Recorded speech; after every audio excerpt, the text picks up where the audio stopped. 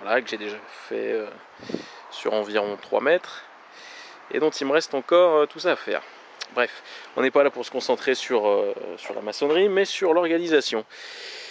Donc voilà comment je me suis organisé. Hop, je me recule un peu.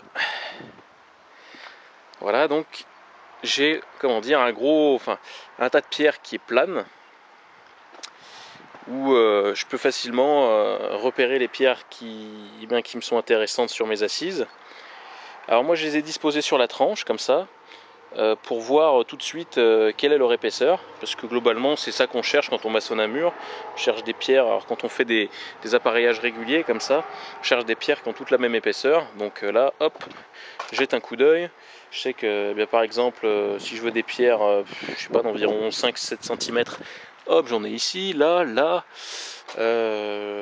ici aussi, là, hop, ça se trouve beaucoup plus facilement que si vous avez un gros tas de pierres et que vous êtes obligé de tout bouger pour aller chercher les pierres du fond.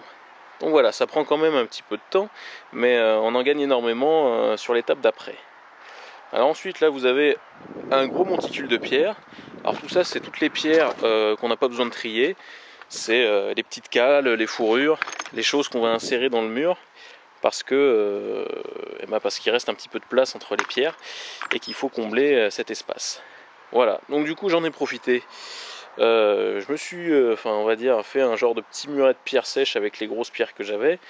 Malheureusement, du coup, je vais pas pouvoir les utiliser, mais ça me permet d'économiser pas mal de place et de m'être fait un petit passage pour la brouette.